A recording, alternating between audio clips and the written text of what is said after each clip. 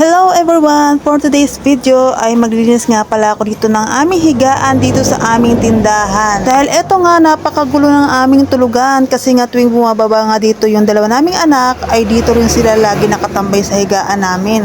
At dito rin sila nagtitimpla ng mga iniinom nilang gatas at kape. Kaya naman nga habang wala pang customer ay napasabak nga ako sa paglilinis dito sa tindahan. Dito nga pala kami natutulog sa gabi kasi nga hindi pwede na walang tao yung tindahan namin. At pagkatapos ko nga tanggalin yung kalat sa mesa, ito na naman nga tupiin yung nag-antay sa akin. Kahapon ko nga pala siya tinanggal sa sampayan at ngayon ko nga lang siya natupi. At syempre dahil hindi na nga kaya ng paningin ko yung nakikita ko, kaya ayan, nagtupi-tupi na nga ako, nagsipag-sipag ako dyan. Masarap kasi sa pakiramdam na yung paligid natin ay malinis at maaliwala sa paningin. Ay wow, my ganon! Pero yung last yata na naalala ko, yung paglilinis ko dito, yung nakaraang buwan pa. Pwede nga! Pero sa totoo lang talaga, hindi ko nga alam kung bakit nga ba ako sinipag ngayon maglinis. Ano kaya nakain ko? Uy, partida, wala pang almusal yan. Pero tingnan nyo naman, ang taas ng energy niyan.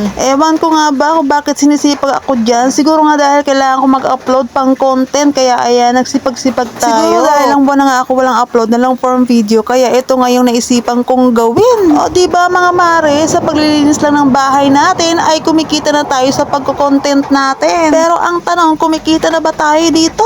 Ay, sa totoo lang talaga, napakadamo to talaga mabigay ngayon ni Lolo M, kaya tinatamad na nga ang karamihan sa pag-upload ng long form video. Kaya nga ako kadalasan na lang na ginagawa ko ay nag-upload na lang ako ng mga picture at text kasi doon nga ako kumikita ng mas maayos kaysa dito sa long form video. Balik na nga tayo sa paglilinis. Eto na nga, winawalasin ko na nga yung ilalim ng higaan namin. Napakaraming kalat nga dito kasi nga karamihan nga dito yung mga pinagkainan nga ng mga makulit kong anak. Kaya ayan, ang dami kong pinagtatangkal dyan ng mga laglag na pinagkainan nila. At pagkatapos ko nga magwalis-walis ay naisipan ko nga lagyan ng kortina tong pader namin para maging maaliwalas naman tingnan. Kasi tingnan nyo naman, parang walang kabuhay-buhay. At dahil wala nga ako ibang kortina na mailagayan, kaya ito na lang nga yung ikinabit ko dyan. Luma na nga lang tingnan yung kortina ko, pero at least nag-makeover yung kwarto namin. Ay higaan pala kasi wala kaming kwarto dito sa baba. At eto na nga yung kinalabasan ng ating higaan. Ayan, malinis na nga tingnan. O, diba, pag malinis ang tahanan, maaliwala sa paningin. Ayan, hanggang dito na lang ang mga